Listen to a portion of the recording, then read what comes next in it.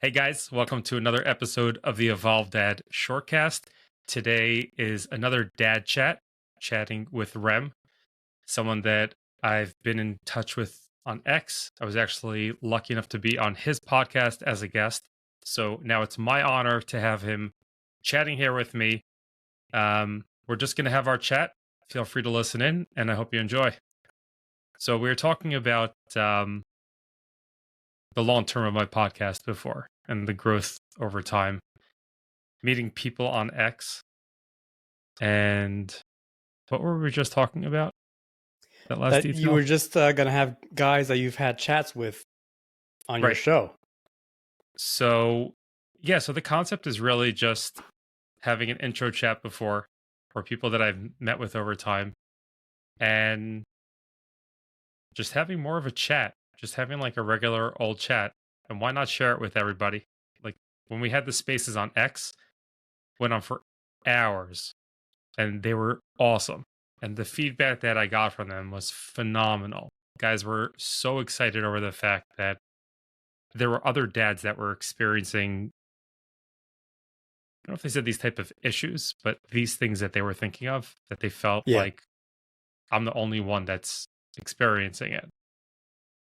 So Yeah, you're having conversations that are relatable, exactly. right? Like We're just guys having dad tuning into talks. this right now are just gonna be like, oh yeah, the whole time. you know? And it does open up for other dads to get on here. I hope to over time expand. And the format's pretty much going to be having a call or calls beforehand just to get like that vibe, that friendly vibe. See if it's somebody that wants to even have a conversation like this. So the Some people pre-interview to too. the interview. Exactly. Well, I want to have like a little bit of a connection beforehand, like get to know each other type of thing. You want to screen them, don't you? Make sure they're not freaks. I don't care, honestly. I really don't. Worst comes to worst, we cut early, I guess. But yeah, it's just, to be honest, I would do this anyways. I've had the calls in the past. There was a point in time where I was having calls once or twice a week with people that I had met on Twitter, X, and those were just for what? For just to connect and just just talk to about connect. whatever? Or there was like an Yeah. intention to it? Oh, let's work on something together, or no? Nope. Literally nothing. Just to get to know people, like to know the people that I'm following or my followers. And it's great because you get to speak to other people and hear their stories, talk about things, just expand your circles, really. Yeah. I don't think that I haven't collaborated with anybody as far as that goes. As far as like people that I've spoken with on X, we've tossed around ideas about different things. I've helped people work on things. People have helped me. This whole setup, actually. I would love to shout out that guy. I'm totally gonna let me see if I could find him on X. Your podcast setup? My podcast setup. So basically, the history of that is the first podcast that I was on was Tyler Top, and Really? yeah, it was. I was on X, was following him, commenting on his stuff, and he said something about having. I don't remember who it was. He wanted to have somebody specific on his podcast, and that was like his goal. So I wrote back, my goal is to one day be on your podcast. It's like, okay, why don't we just jump on a podcast? I was like, smooth. What did I do? I had Oh, nothing. you didn't mean it. I did mean it. I wanted to one day get there, but I didn't feel like I was ready to. Right. I didn't feel like I was ready for it. I was like, I have the opportunity. I'm uncomfortable. Let's do it. Like, there's no other way. Like, you don't get those opportunities twice. Would you consider yourself an introvert or an extrovert? Introvert. And now you're hosting a podcast. Look at you. It's just chatting. I love having conversations where there's something to it. I don't like having conversations about politics and stupidity. I like having a meaningful conversation with someone. It's like So if you there's an haven't logged idea, on to X at all these days at all. Then, oh, I've been on X.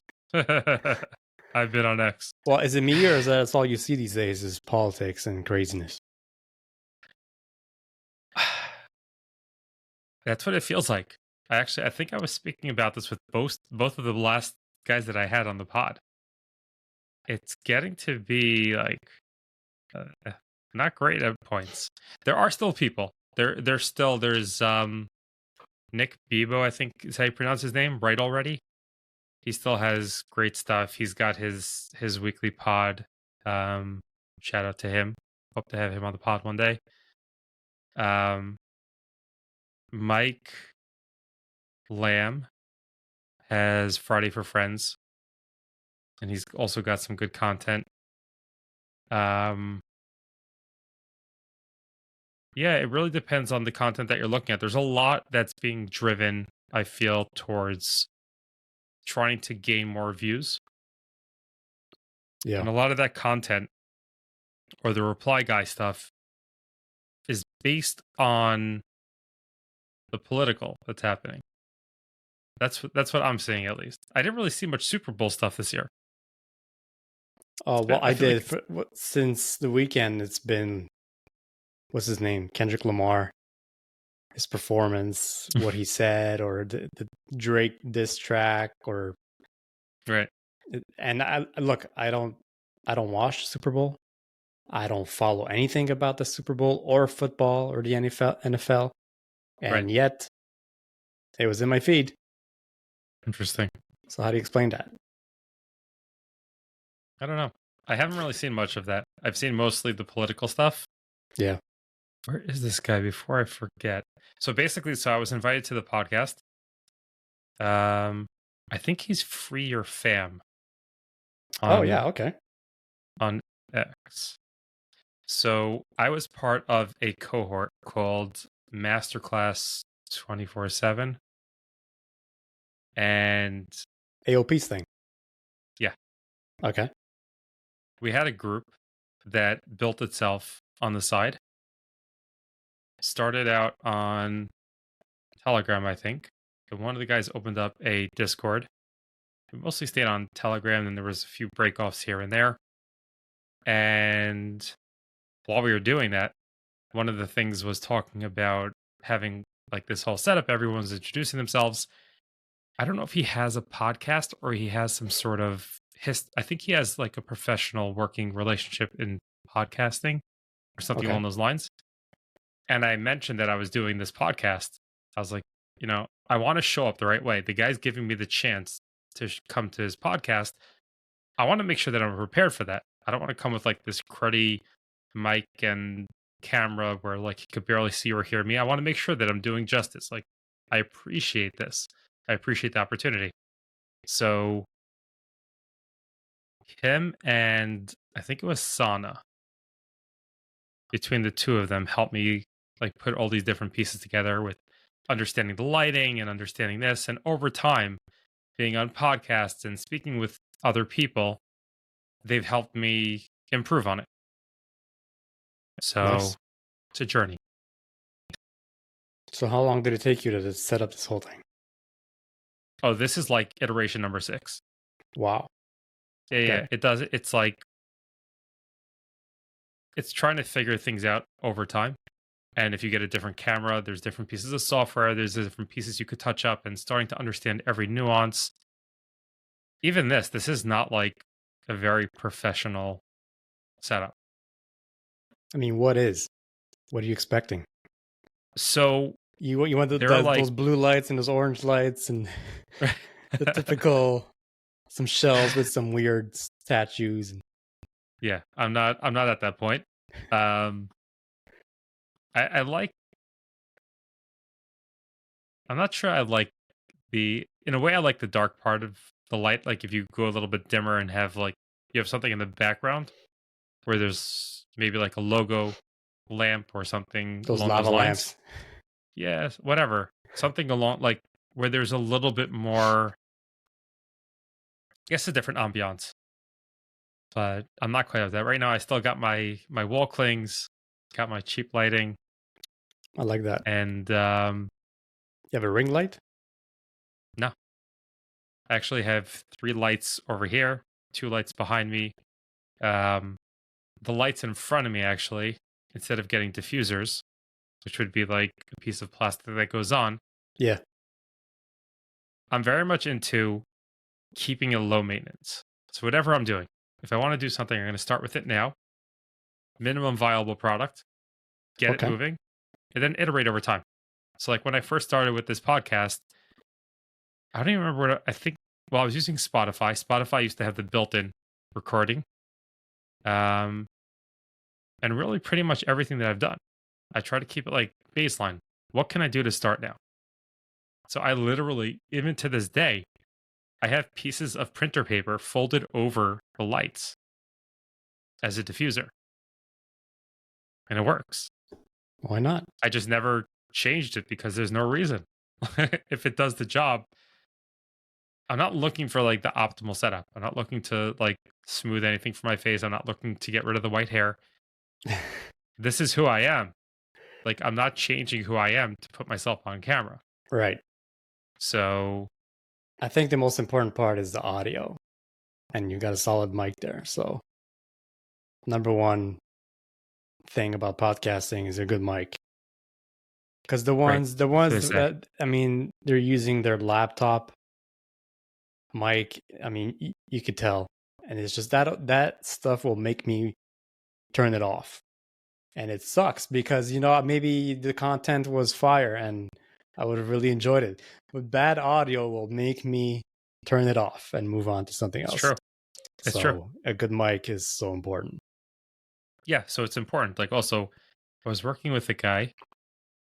There's a guy that started something called Content Juice. Blanking on his name right now, of course. Um, anyways, and he's one of the guys that I paid to consult with him on touching up some of the things with the podcasting because to me that's worthwhile. It's worthwhile to spend it. This is something I'm going to be doing. I think I'm up to episode somewhere in the 80s, give or take. So I've been doing it for it's one a week, for One a about a year week? and a half, Okay. give or take. So you didn't start Um, over then. I did not start over. You kept going with the numbers, so you're at Keep 86. going. Okay. Yeah. Nice. Yeah. So just it's iterating. Like it's things that I've done. It's acknowledging the fact that yeah, over time hopefully it's going to get better and it's going to improve. There are points where it's better quality, there's worse quality, both in the content that I'm using and the uploads of my video. Like for example, over the summer when we were around on vacation, I didn't have my setup. I didn't bring my mic with me. I didn't bring my camera. I didn't bring any of my stuff. And I just did recording where I was. So it wasn't maybe exactly the same, but the idea was to keep getting that out, keep doing the content. And it was decent enough. It wasn't like it was bad quality. It was still pretty solid quality, but it just wasn't I didn't have my mic, didn't have my lights, didn't have my headphones. Different thing. But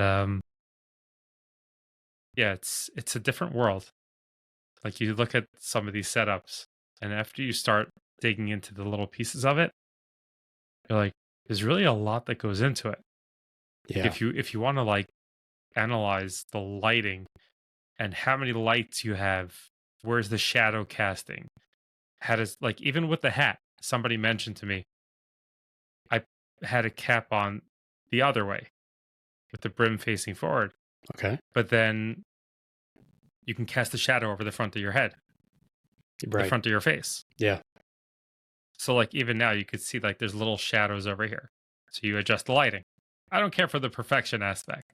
I want to get like 90% of the way there and I'll let the rest take care of itself. But like you said, audio is definitely important. Yeah, because I mean, you have to think, where are people going to be tuning in mostly? Is it YouTube? Is it Spotify? Is it X? You're starting to see a lot more Right. podcast publishing directly on X because I mean that's what we're told is the way to go moving Right. forward. I've yet to see any results from that, but yeah. So, and you have to consider your audience too. You know, Right. for a podcast like yours, or for any parenting focused podcast, you have to think. You're catering to busy fathers, right? Hmm.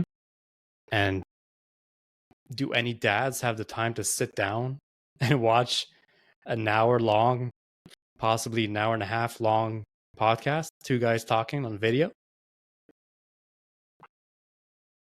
I'm curious. Probably not, I would guess. Probably That's what I not. think. But it depends. There may be. And yeah, it's a very valid point. It's I think true. most guys are probably, listening to their podcast on audio only and doing something Hmm. else at the same time, right? Mowing the lawn or, Right. doing the dishes or something. I don't know. Whatever the case may Doing the be. dishes. Look at you bringing up doing the dishes. You got to help out around the house, right? Yeah. I feel like that's like one of the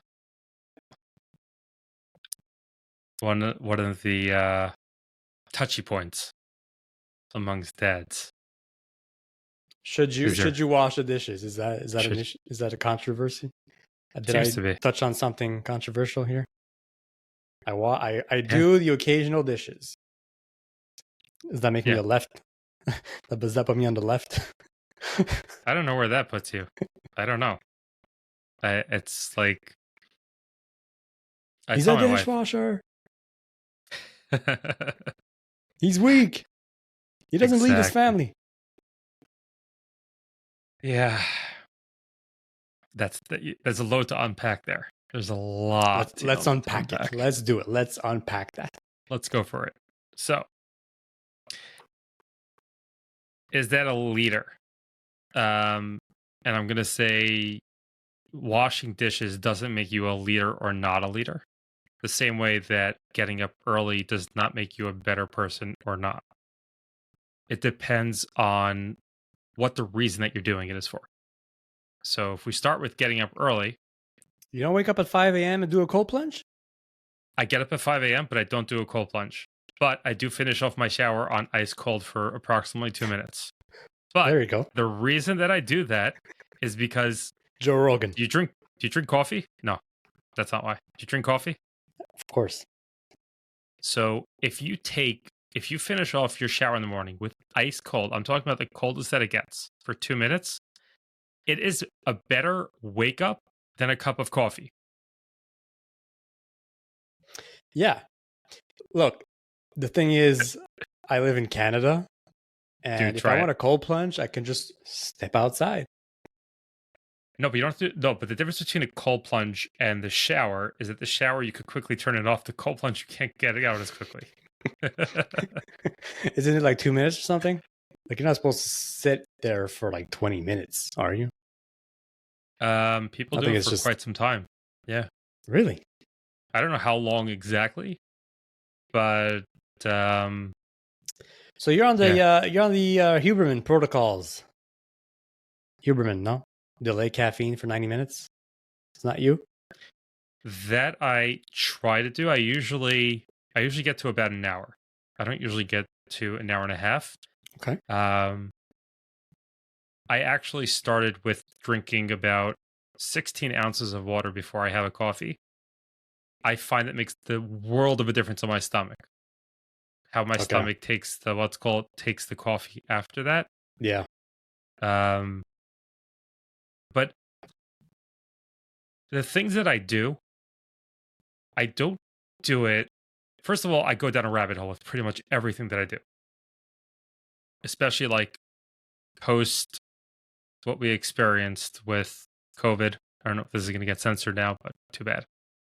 Post COVID, I have a very hard time trusting pretty much anything that I hear.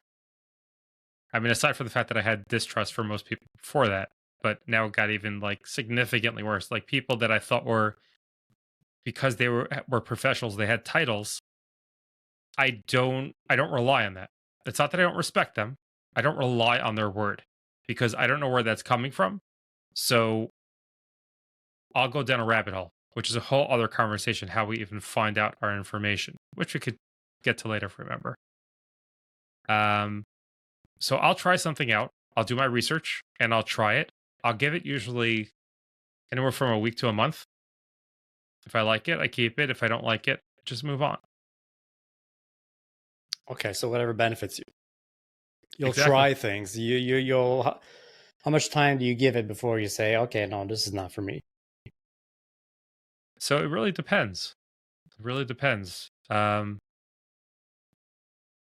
If I want to see like over the long term, if it helps. By the way, the cold shower thing, it's terrible. It's so bad. It's so bad. I love the fact that I'm uncomfortable and I'm still doing it, because that to me is like a step forward.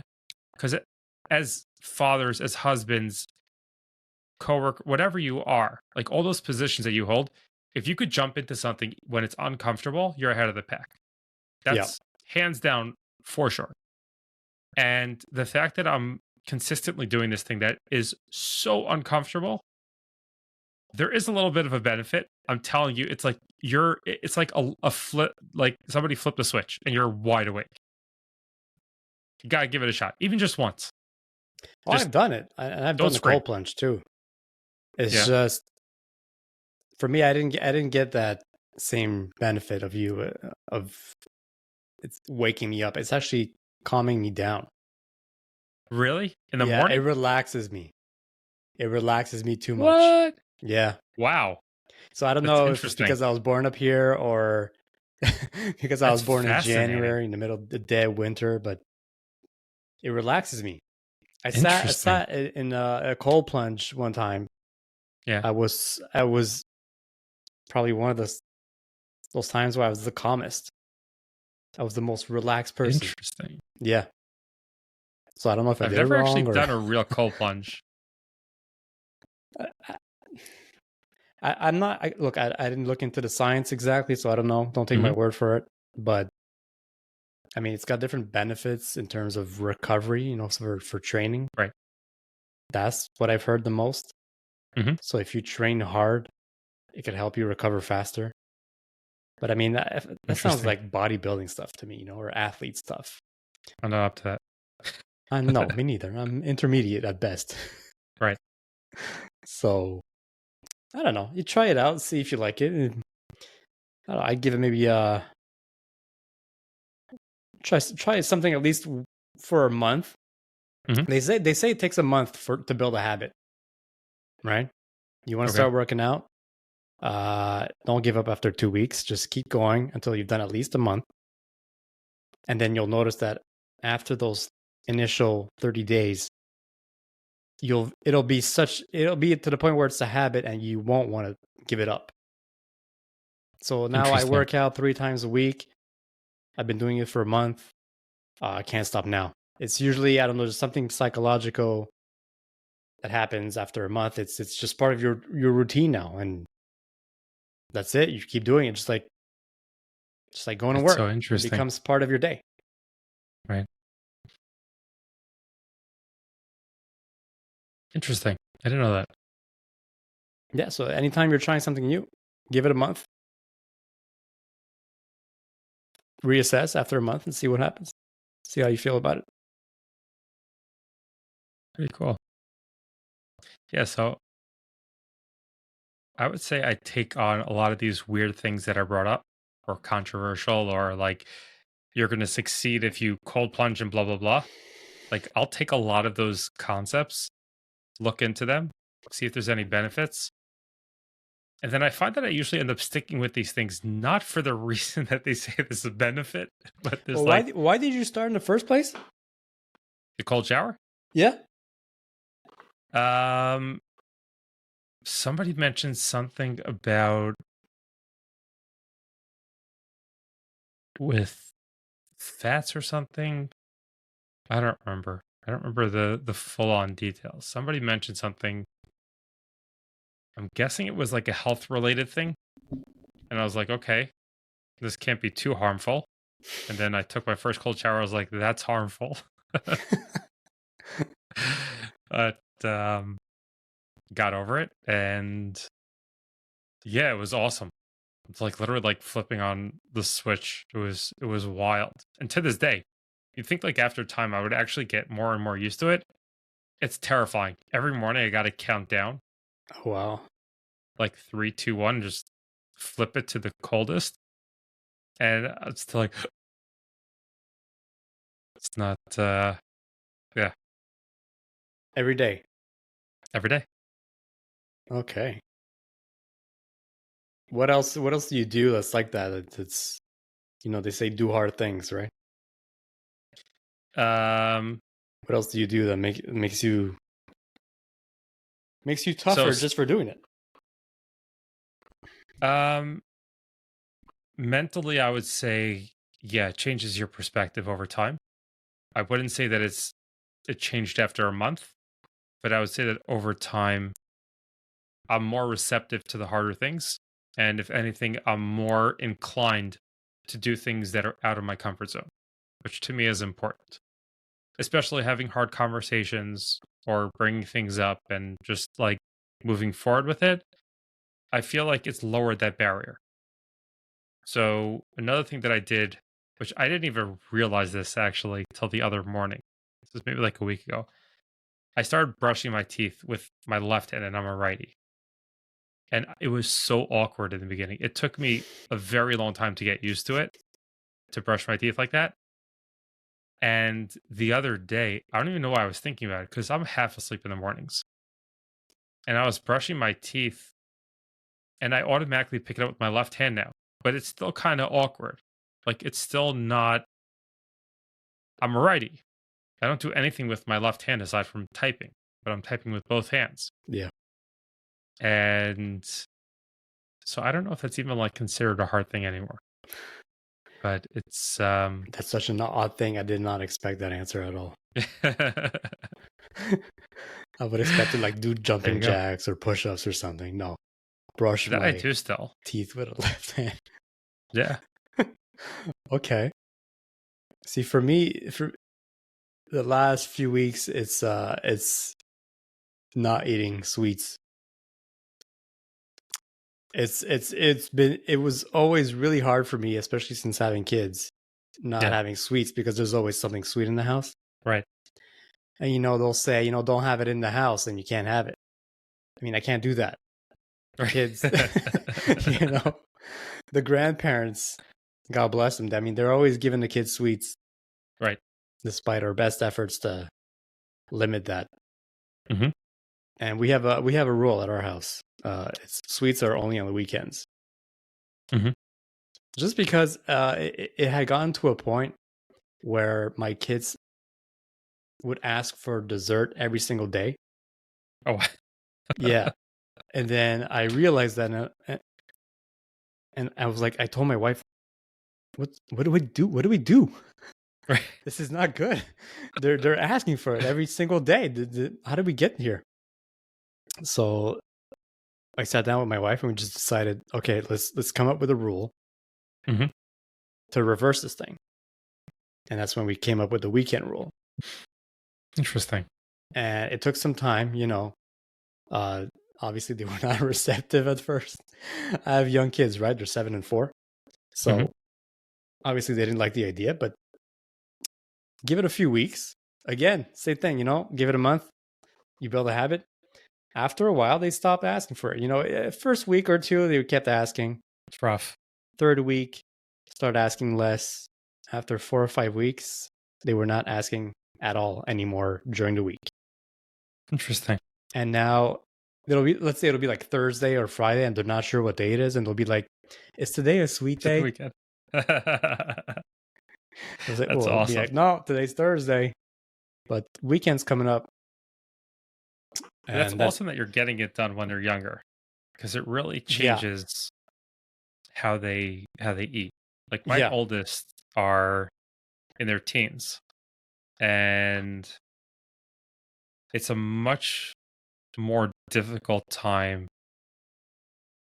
to really start or work on implementing things because you're always there's this kickback and you're not sure Are you taking it too far?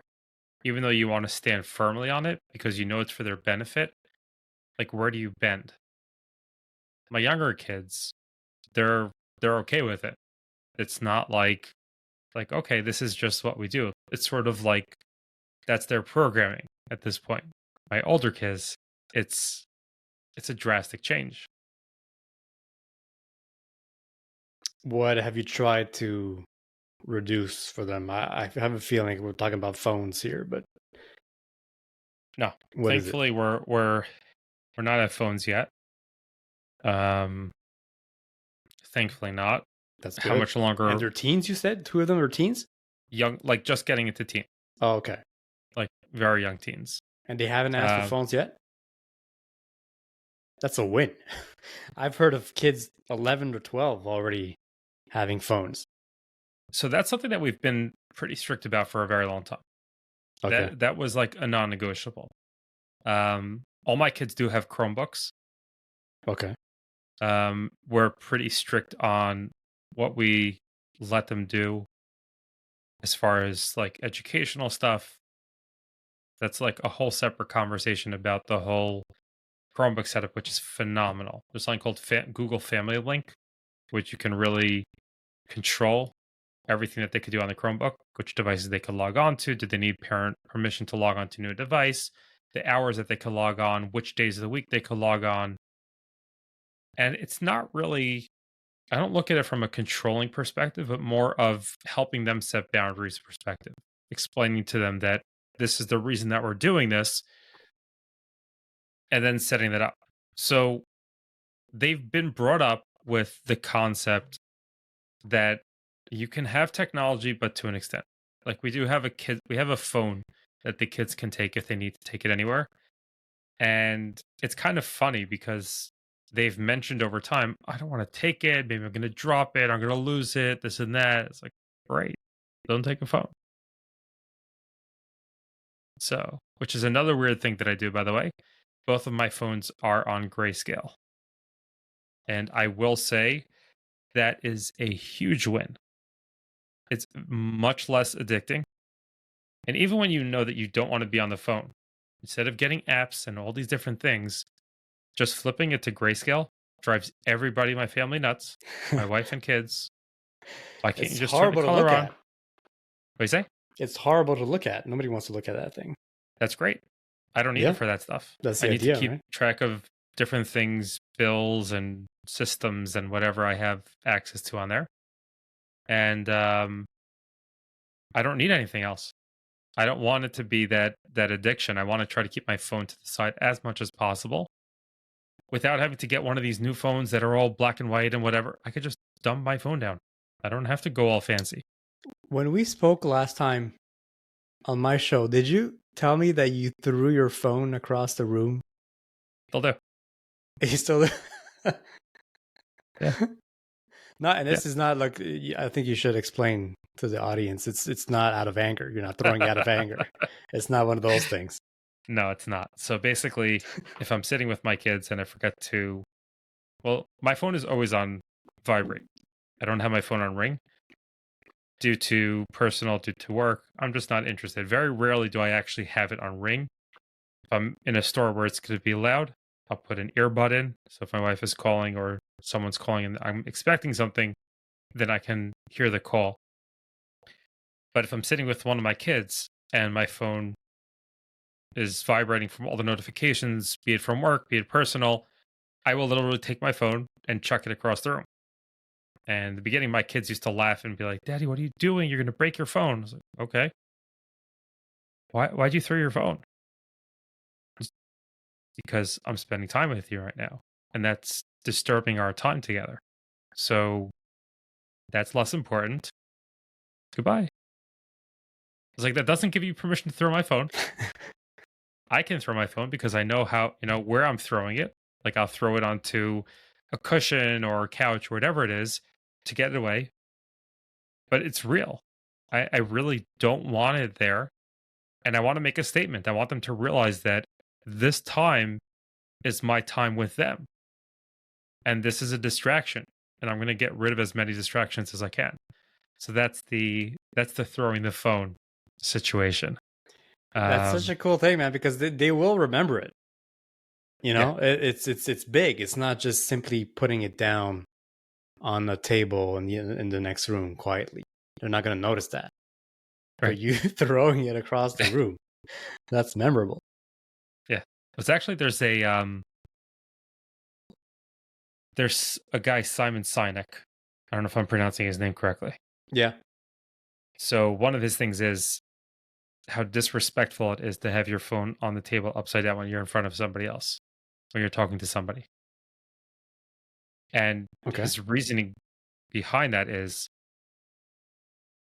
if I'm sitting here having a conversation with you and I have my phone on the table, subconsciously that means I'm ready to pick up my phone or look at my phone, which is more important than you.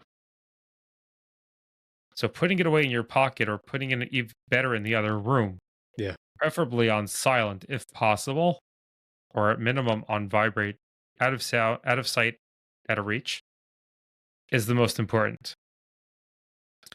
And it's interesting because over time I've realized more and more how all aspects of leadership, no matter what position you're in, no matter who you're leading, they all correlate.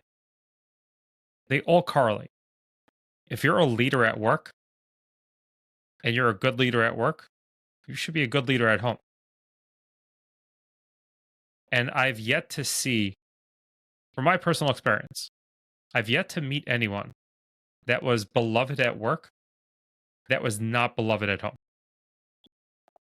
Interesting. That they show up. I had a boss who passed away a few years ago. It's a while, actually. It's probably about 6 years now. And he was so, he was the person that there was not one person in at work that I ever heard complain about him. There was one person that complained about him, and that person was stealing from the company. So he had to be let go. That was the only person I ever heard complain about this guy. This guy was able to teach you subtle lessons without saying a word. He knew when to let you flounder. He knew when to help you. He knew when to send you to somebody else on the team to work with. And he knew when you needed time. He knew when to follow up with people.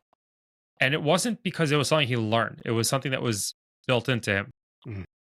You could tell it. And by the funeral and everything, the turnout was insane. It was insane. There must have been hundreds of people there from the community, from organizations that he was involved in. This guy had no time in the day. He literally had no time. He was somehow working all the time, but he was always there taking his kids to baseball practice, basketball, whatever it was. We would be on the call. He'd be like, I got to hang up. I'm with my kids now. That's it. And we do IT. So something's down, it's important. Yeah. And I've seen countless examples. I've been working with higher level execs for a lot of years throughout my career in different small to medium businesses. And from the things that I've seen, and it's something that I only realized a few years ago, the people that are beloved at work for who they are, for the fact that they care about people, for their leadership, for all those things, those are the people that are making it's across the board. It's like how you show up in one place, you show up everywhere. Okay, but you knew these people enough to know that they were like this at home too? Like, I mean, I I knew don't know these, anybody at work. I mean, some of them are very nice. They're leaders or great colleagues, but I don't know at all how they are at home. And I so don't necessarily make that connection. Oh, he must be a good dad just based off what I see at work. I assume actually, I'll by default, I'll assume that what I'm seeing at work is not the same person at home. and I would agree with you that by default I would probably assume that because unless you know the person well enough, Yeah. on a personal level, and you could tell the type of person that they are. By default, you would say that they're probably realistically the average person is putting on a show because they have to hold down a job. They come home, and if they're not thinking about it, at home is when they don't have that energy level anymore. They're burnt out from the day. So why would they be the same person? Right. So the thing that I had a little bit differently than a lot of other people is that I've worked for managed service providers, and I've been in the office space, but I've also done the IT work at their homes. Okay. Sometimes they're there, sometimes they're not. So I've been able to meet the wives, the children, Oh, okay. and see what's going on around the house. And you can feel it. Like it's there's a certain life that exists in the house. There's certain level of, I don't know if it's fulfillment or excitement. I can't really pinpoint what it is. There's this air of excitement almost in the house when there's that father, that leader who cares and he's there to guide, and he's not afraid to get his hands dirty and do the dishes. I'll call that one out. He's not afraid to take that time away from work to go spend time with his wife and not take his phone with him. He's not afraid to go take his kids to ball practice and hang up on a coworker saying, "It's time with my kid now." Okay. And one of the things that I've seen from that is when I say that I work with their dad, especially with the kids, their face lights up. They're excited. They're happy. There's different reactions. It's very interesting. I've met with very wealthy people's kids that are miserable, and I've met with very wealthy people's kids that are the nicest of people, that are so happy and have this excitement in life. Probably don't even know how much money their parents have. Not that I necessarily know, but based on what I see Yeah. from work. So, yeah, that's a personal thing that that I've seen over time. It's a very small sample compared to the amount of people in the world, but it was something that came very. It was interesting, and if you think about it, leadership is really through and through. Leadership is not okay. I'm at work. Am I like this? Leadership is the forethought.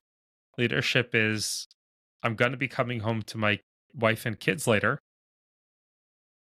but realize it's not that I'm coming home to my wife and kids. It's that I'm leaving the job behind that I was using to make money to support the lifestyle that I want for my wife and kids. My wife and kids are really the main thing that I'm focusing on here.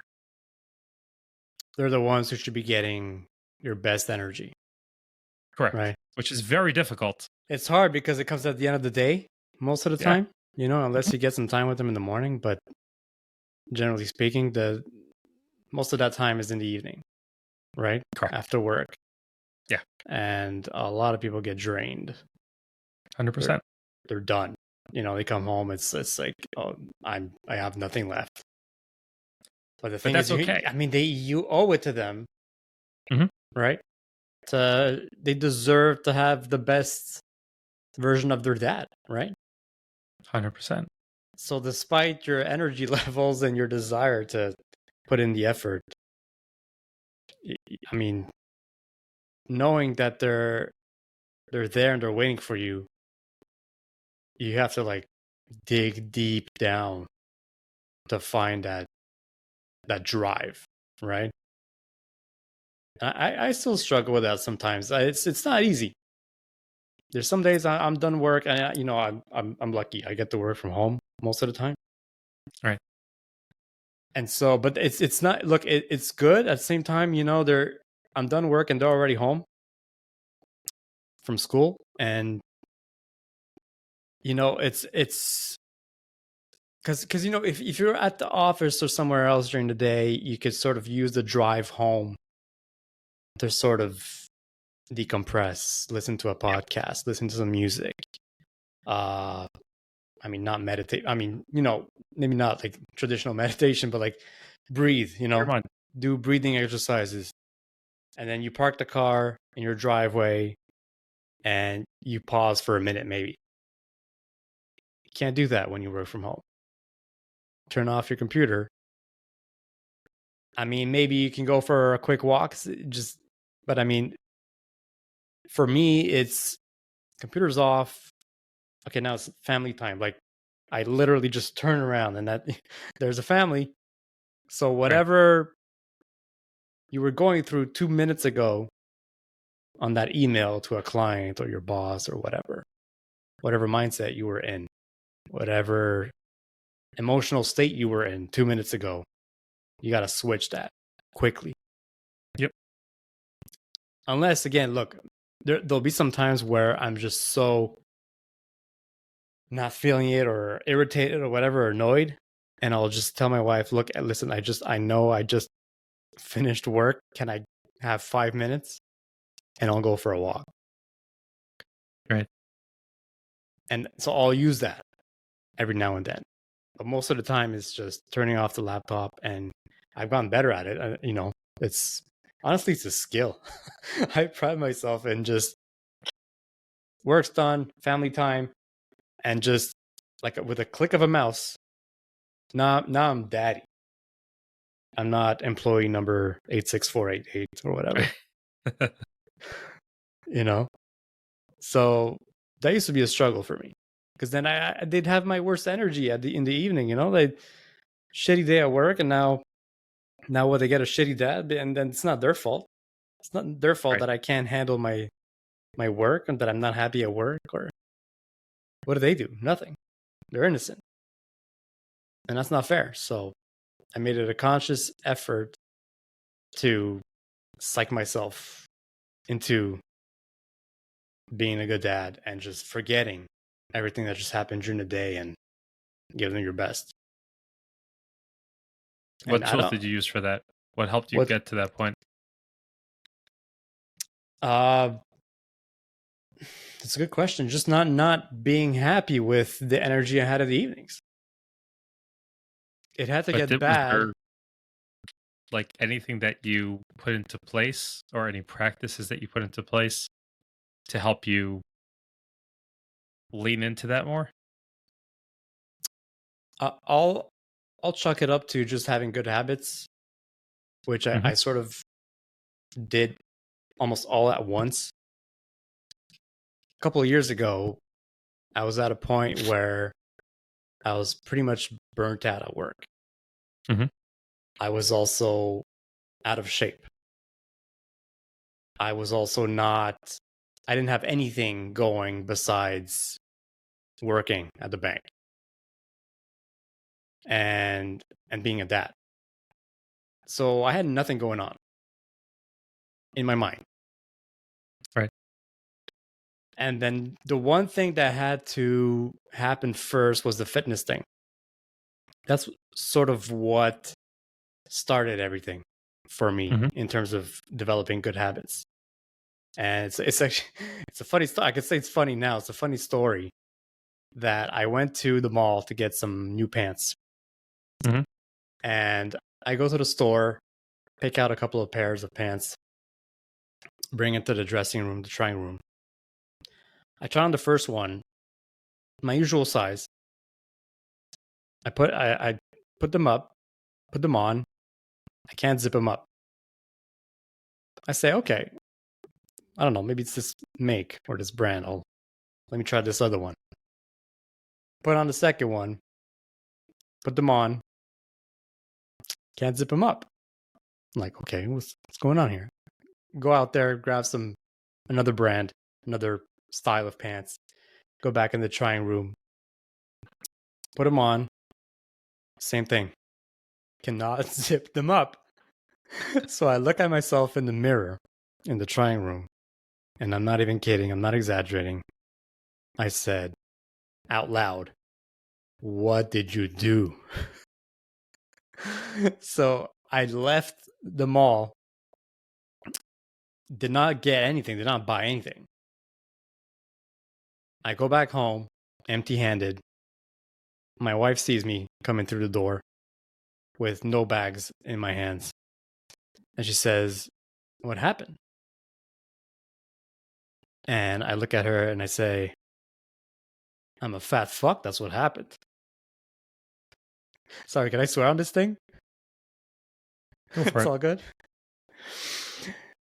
So the next day, I decided to dial it in nutrition wise, started working out, made a plan.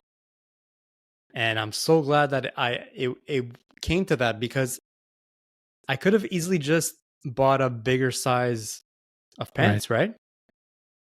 Could have came back, did nothing about my fitness level, just get bigger pants. And I didn't do it on purpose. I didn't go out there and get bigger pants. It wasn't happening. I just went Right. back home, didn't buy any pants. Too bad. I'm so glad that I didn't. Because then I went back home and that was it. It's time to take care of this thing. So I started looking after myself physically. And that led to me feeling a lot better. Exercising, and it's true what they say, it's not just a fitness bro thing, but exercising makes you feel amazing. 100%. Mentally speaking, you feel like you're at the top of the world. You feel so much more confident. You have more energy, which was a huge difference maker for me. Again, after work, you're done your job, you're with the kids. I had the energy to play with them.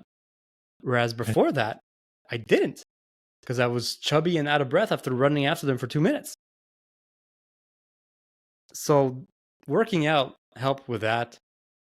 It made me want to also, I started feeling better. So I got interested in that also. How come this is happening?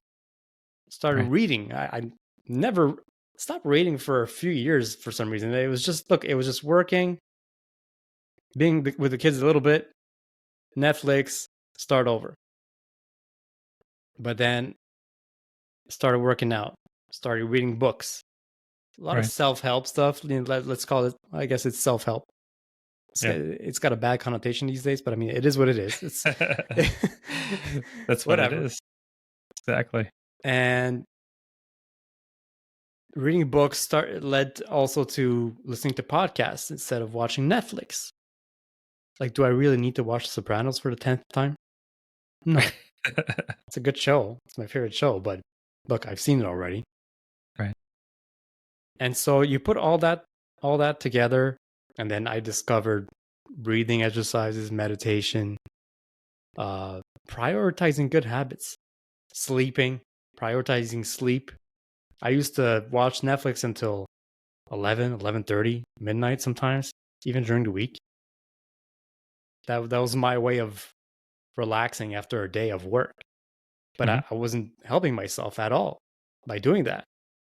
Yeah. Now I'm in bed by 9:30, 10 maximum, and I wake up and I feel great. I feel refreshed. So all those things together led to me being a better father. So there was like That's so no cool. system put into. Well, I mean, I guess you could call it a system, having all those things put together. Right. But there was no like, okay, so here's what I'm gonna do to fix this. No, it just sort of happened, and it all started with exercising. So my advice, if you want to be a good father, I start exercising. It really does help with almost everything. It's true. It helped with my relationship too, man. I mean, dude, being a good father is like probably the most attractive thing to our wives. So yeah, it's ever since then, it's allowed me to see a lot more clearly, to prioritize the right things, to know what I'm doing, and to live intentionally. That's really cool. I don't think we ever discussed that. That's pretty cool. It's like Yeah. I was thinking about it the other day. Like if I were to tell someone what would that one thing be that would be transformational to really be that first domino. It's a very interesting point. I'd say probably the hardest part though is finding that why. Finding like why do you want to do it? And Yeah. I would say that yeah, not everyone has that moment where they're looking in the mirror and looking at themselves and being and just saying like, dude, come on. Yeah, but you know what? I think a lot of guys need that harsh wake up call. I did. I think it's not often Yeah. things have to get really bad for you to change. And it was the same thing with my job. Same thing a couple of years ago. I've it wasn't technically a burnout, but because I mean I didn't get diagnosed or anything. insurance insurance company didn't want to pay because they just determined that I wasn't a case of depression or anything. It was just a case of you're just sick of your job, so just find something else. Like get over it. I'm not even kidding. That's pretty much what they told me. I spoke Nice. to a therapist Yeah. after being on sick leave for 2 weeks, Hmm.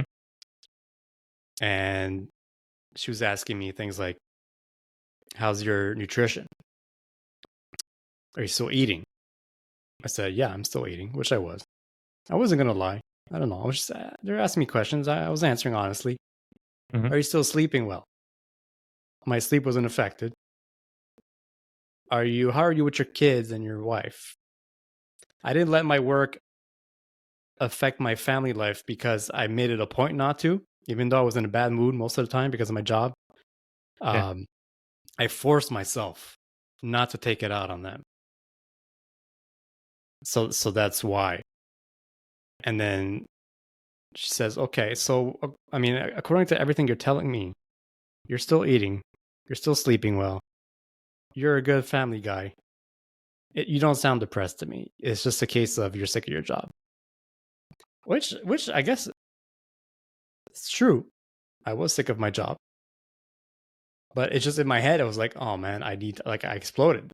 And what happened is Right. one day I opened my laptop for work, and I broke down in tears, and I shut it down, and I went to my bedroom. I went in bed and just turned off all the lights and closed the curtains, and I couldn't do it anymore that day. I couldn't do it. Couldn't go through with it. My wife came to see me and she saw me crying and she's like, "What's going on?" And I just told her I can't do it anymore. And then that's when she made me call HR or whatever, and HR directed me to the therapist who asked me those questions to determine, Hmm. okay, can I go on sick leave? And then it was determined that, well, I mean, I was not eligible for paid sick leave. So Right. that's when I took the sabbatical that I spoke about on X a few times. And it wasn't technically a sabbatical because the bank doesn't offer sabbaticals, right? It's just Right. you're leaving. That's it. So you're not an employee Right. anymore. Which is what I did. I had to quit for a year. So I Right. was no longer employed for a year. But and you know what? Like I'm so glad I did it. Because I guess, if for them it wasn't a case of depression, that's fine. And maybe it wasn't technically a burnout as per their criteria. But in my head, I was like, I was done. Right. So I had to do something drastic. And to get back to my initial point, I mean, why am I saying all this is because sometimes things have to get so bad to the point where you open your computer in the morning and you start crying and your wife sees you and then you can't keep this up. Right. Something's got to give. You got to do something about it. And since I didn't have any help from HR or whatever, I was just you know what I sat down, looked at my finances, determined that what is it the worst thing ever if I don't work for a year? No, luckily I was smart with money up until then, investing, saving. Uh, so I sat down with my wife and I said, look, we can make it work for a year if I don't work. I just need a break. Right. And I'm super blessed to have her because, I mean, how many wives would have been supportive of that? You know, Right. especially when you consider the whole macho mentality of the man has to provide, the woman stays at home. She cooks, you work 2 jobs if you have to, retire your wife. Trad man. Yeah, exactly. So I guess I failed at that for about a year. But yeah, but it had to get there. It had to get to a point where I woke up that morning and started crying and shut down my computer because I was going to fucking lose it, which I did. So it had to get there for me to act and then start Right. those good habits that I was talking about. It's funny because it was almost at the same time as me realizing that I had to lose weight. Mhm. Everything just happened at the same time. It exploded, literally. And so that's, I guess for me, that's what had to happen. It had to get to a breaking point for me to do something about it. Like maybe the universe was sending me tips and I was ignoring them, I guess.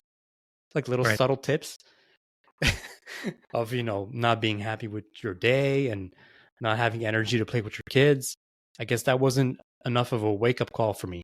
So I had to be pushed to the point where, hey man, you can't even fit those pants. Or hey man, you can't even open your laptop without crying like a bitch. you know? So it had to get to those messed up points for me to act. And that's fine. It was a horrible time. It was terrible. I felt like shit, but I'm so glad it happened. And that's why for anybody that I talk to these days that, is telling me that they're going through a hard time, you know what I tell them? Good. Good, because you know Jocko what's coming Willink. next? You know what's coming next? Something good. Right. Things are bad right now? Nice. Lucky you. 2 weeks from now or a month from now, something's going to happen. You're going to do something about it. Right. Maybe you're going to go crazy. It might happen. But after that, breakthroughs. And I don't like using the term because people take it too loosely, but it's important to have the right mindsets around it, of the fact that this is a situation that I can overcome. I have to take it as an opportunity, and life is happening for me, not to me. So when you can reframe it like that, and all the power to you, and that's amazing that you took everything in stride like that and that you did all that stuff. I know people that go through situations similar to that, obviously not exactly like that, and it's slow personal destruction. Like they just like slowly break down further and further. And to your point about the whole standards of how everything is, that's part of why I started my account on X, focused on dads. Because there's so many social norms that are so bad to develop as a father and to internalize as a father, sort of subconsciously, whether that comes from, the previous generation or that comes from the people around you, whatever it may be. It's destructive.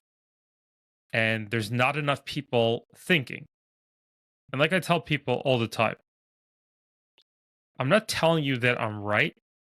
I just want you to think about it. You can make your own decisions, and I want you to make your own decisions. Don't say, Jonathan told me to do this. No, Jonathan suggested a concept and an idea. Jonathan offered a response to something. But don't take my word as like, that's it. I want you to think about it. I want you to understand where I'm coming from. And that was one of the things that some of the feedback that I got that was really, I guess, really kept me going initially on X, from spaces and from content, was people coming back and saying, wow, I never thought of it like that. And that to me is the most important thing, is giving people that new perspective. Back to your whole story about with the whole pants thing. I was actually looking at some pictures with my kids a few weeks ago, and I'm literally about 50 pounds lighter than I was 3 years ago, give or take. Wow. People say that they don't notice it as much. I guess because I'm 6 feet and I have somewhat of a build, anyways. I notice it. My kids obviously noticed it, Of course. and I think it was one of my younger kids looking at the picture and like, "Daddy, you were fat." It's like, "Yep." And then like the conversation went from there. But back to the whole idea of coming out from work to family. There's a little bit of a balance I find of showing them the reality that, yeah, there are going to be days that you're stressed and you can't function. That's okay. But try to be as present as you can be because that's all you really need to do. Will you be able to run around with your kids every single day? Maybe yes, maybe no. That depends on how everything's rolling. Yeah. Are you going to be able to be there and focus on everything that they're doing? Maybe yes, maybe no. But let's take it a step back. Can you give your kids a goodnight kiss, goodnight hug, tell them, say, I love you? The little things like that. Can you just keep up with those basics? Can you put your phone in the other room and spend 2 minutes with them? Just talking to them, ask them how their day was. If you're doing those little things consistently, that's really what's building the relationship. Like, yeah, you're not going to be able to, you're not going to come down in the good mood every day. I came downstairs today. Last night, I happened to be working on an issue for about 6.5 hours straight. I got down after work. I think it was around 10:30 last night. That's my job. That's just how it goes sometimes. Okay. Thankfully, not too often. And today was a whirl of a day. Also, it was intense. I ended up finishing around like 5:30, but it was very intense. And I came downstairs, my head was just like gone. There wasn't even like a switching mode. It was more of just like keep walking, don't crash, keep walking, don't fall down. And my wife asked me how I'm doing. I was like, I don't know. And just like kept going from there. This, one kid my daughter wanted to tell me about her test, and my kids are doing music lessons. So one of my kids was asking about one instrument, and the other kid was mentioning about something else, and doing the best that I could, but also acknowledging the fact that I'm human, and that's okay. I'm going to be a lot harder on myself than my kids are going to be on me Right. because all they want from me is that communication. All they want from me is that smile, that high five, that I love you, that good job, that let's have that conversation. I can't really focus on it now, but remind me tomorrow night. Let's have that conversation tomorrow night. Just being open with them. Let them realize that not every day is going to be sunshine and rainbows. Yeah.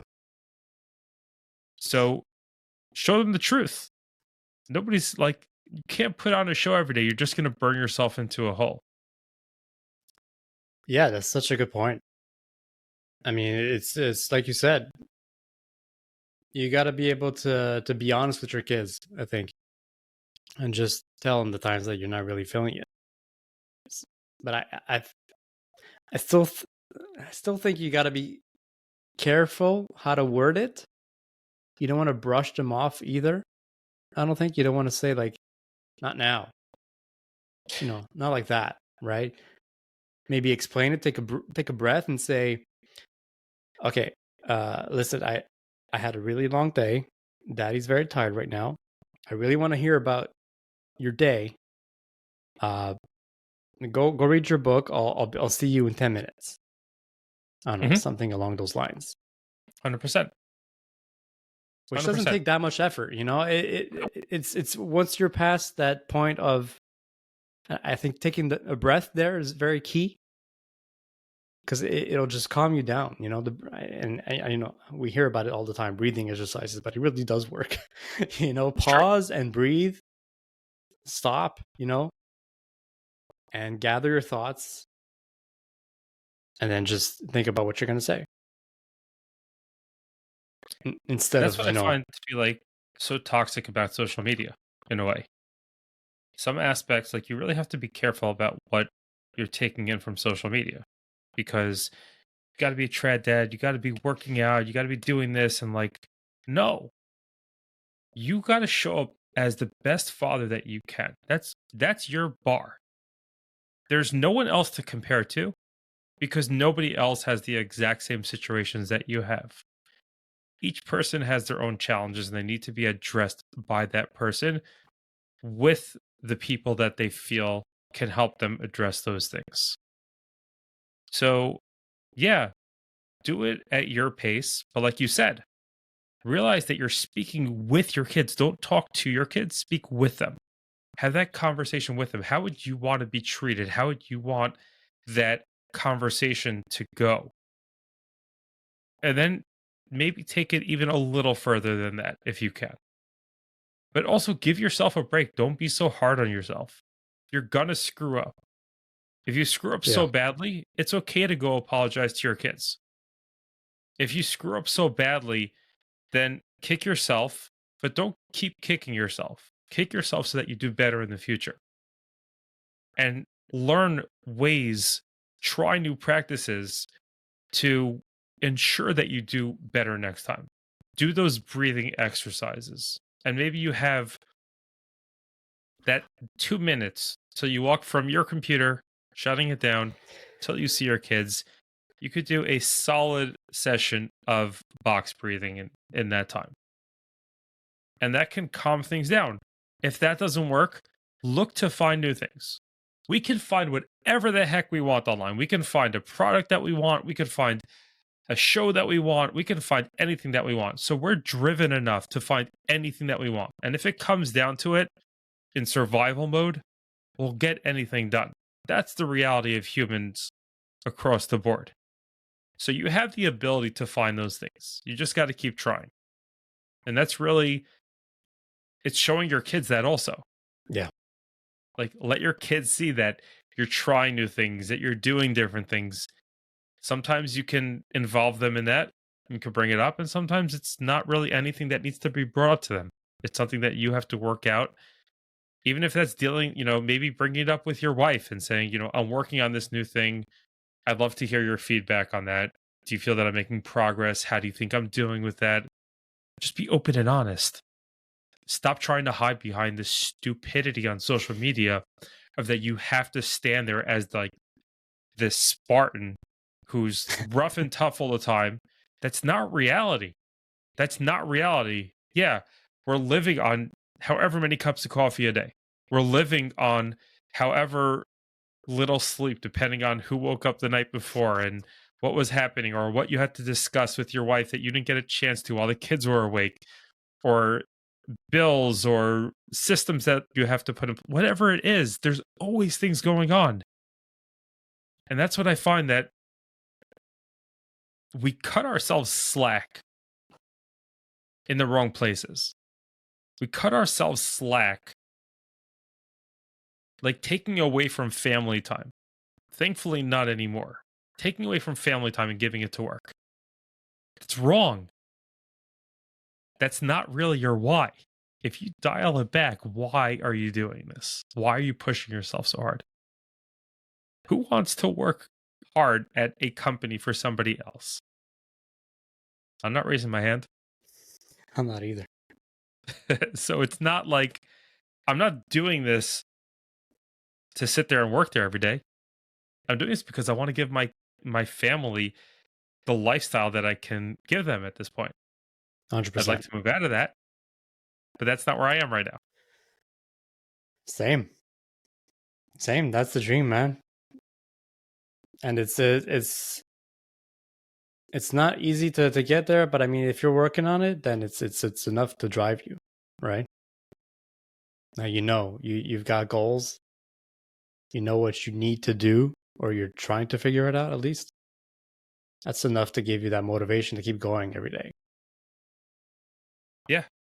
And that's actually a fantastic lesson to teach the kids, to say, like, sometimes you can give them examples, sometimes you can't. Depending on what it is, sometimes it's just not, they're not necessarily of the age to understand, or it's just none of their business, has nothing to do with them, what you're doing, or it's things you don't want to share necessarily. But for example, another social media thing, I guess, the thing that I do is intermittent fasting. Again, not intermittent fasting for necessarily for the reasons that they say. I like intermittent fasting because I learned that I don't need to be eating the whole day. Yes. And I don't eat. I'm standing by my desk the whole time, the whole day. I used to just keep eating, and there's no reason for it. What calories are you burning that you need to feed yourself 3 meals a day for? Exactly. It's just there's literally no reason for it. And big picture, is it good for me? Let's start with, I don't think it's bad for me. People actually have hated on me from the fact that I'm doing intermittent fasting, saying like, "Oh, you're not giving your body the nutrition." I was like, "Dude, what are you eating that's so nutritious? That's like the amount that you're drinking, the amount that the garbage that you're eating, stop it. Please." Cheetos Even and with Coca Cola. pretty much fast food and And they're everything. It's telling like, you, don't fast. exactly. It's like, And I'll be okay. I'm totally fine, and I'm not perfect about it. There are days like when I'm totally exhausted, and I feel like I need that extra energy. I'll eat. I won't do my intermittent fasting, but it teaches me that I don't need to eat all the time. yeah. So it's Yeah, I do it too, actually. And it's for me, it's really just a way of restricting calories, because I don't want to be counting calories.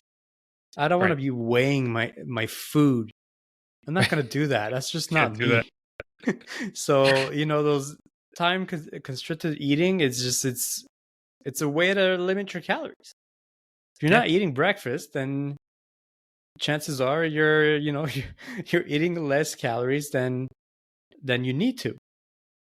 And I have a desk job. What am I? I'm not an athlete. I have a sedentary lifestyle. What do I need to eat that much for? I don't understand. There's some people who have desk jobs and they're eating 3 meals a day plus snacks. Yeah, Why? it's nonstop. It's because that's just what's done, and it's exciting. And there's food that looks exciting to eat, and it tastes good. So why not? It's a lack of self control, honestly. Yeah, it's a form of escapism, I guess. It's just filling a void with a donut from the office. Is that what it is? What is I it don't with know. office settings and donuts? I don't know. And then you don't have one, and then why? They Where's look the at you donut? like, "What's wrong with you? Are you on a diet? You don't need to be in a diet. You're in great shape." Well, yeah, I'm in great shape. How do you think I got there? By not eating those Right. donuts you bring every Wednesdays. And I'm the weird one. Yeah. I don't know, Do you have a man. standing desk? Or you have a I regular do. desk? I do have a standing desk. Yes. I Uh, I just got it a few weeks ago though, brand new. nice. Yeah, I've I don't know had mine why I put it before. off for so long. I should have gone way It's long awesome. long ago. I should have done it. It's a game changer. Do you have a chair? What's that? Do you have a chair by your desk? It's like you raise it and lower it, like if you want to Yeah, sit. yeah, yeah, for sure. I even have a So walking pad underneath, so get some extra steps in. That's a little bit harder though, because let's say you're typing an email yeah, it's or kind just of rough. constantly typing. It's kind of weird walking and typing at the same time, like table shakes. So Right. it's not the most convenient thing, but yeah, when I'm not so busy, I fired it up and get some extra steps in. Because, Nice. dude, I mean, we weren't meant to be sitting all day long, man. It's just not You feel how. different. Yeah, You feel totally different. It's yeah. been I've had mine for maybe like 2, 3 years, but I don't raise it and lower it. I actually got a stool. Okay. So when I'm sitting, I'm not, it's a balancing stool. So I'm not really sitting, like sitting. Um, and it's pretty crazy because now when we take trips where we're driving for like an hour and a half, I'm so stiff when I get out of the car. I used to sit for hours on end. I can't sit anymore. When we fly, I can't sit. I have to keep getting up. It's wild. Well, that's a good thing. Yeah, it's definitely not a bad thing. It's it's a change in how things are. But it's all these little things. Like collectively, like if we look at it as dads, we try improving these little things or we work to improve these little things throughout our lives. Like you were saying before, all you need is like that one little thing to start off. You have the exercise that in turn turns into self improvement because now you want to optimize, you want to be better. You see what it's like to work out and to feel good about yourself. So now you go to reading books and then to podcasts. And collectively, there's really no better gift that we could give our kids. There's nothing better that we could show our kids because subconsciously they're seeing that transition that we're going through. They see that we're talking about or we're reading those books. They see that we're listening to those podcasts, or maybe they don't. They hear what we're talking about. They see what we're doing. My kids And know what I'm doing. My kids know about the podcast. oh yeah. Yeah.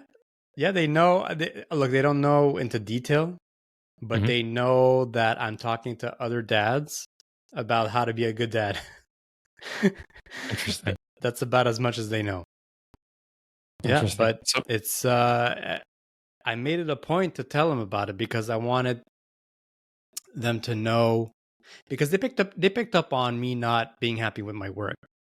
Part of it is right. because I told them, and then another part is because they sense it. They're Hmm. very perceptive that way. And whenever I explain them what I do at my day job, they could tell I'm not so passionate about it. Right. So to sort of make up for that, compensate for that, I tell them how, I take breaks to exercise during the day. I Hmm. take walks. Um, Mommy works from home too, so I have coffee with mommy. I have lunch with mommy every day.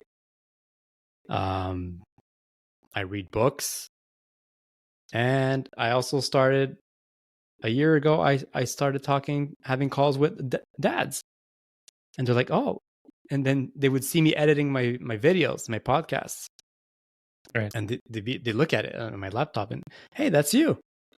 Yeah, that's me talking to another dad. And so I feel like it shows them that okay, it's okay not to be very happy about your current situation, but you Mhm. have to do something about it. You haven't Right. quite figured out what to do instead? Okay, fine. Have a side project, which is what I'm doing. Right. And it's I was mentioning the bank. I'm back at the bank after my sabbatical. I went back to the bank just because I didn't know what else to do. Right. Within that year, I didn't figure out what else to do with my career. So Hmm. I went back to the bank in a different role. So at Hmm. least there was that, a role that was more suited to what I wanted. But I was, nevertheless, I was back at the bank, which is still Right. not what I wanted to do. But I mean, until I figure out what it is I want to do, I mean, I need to go back and make money.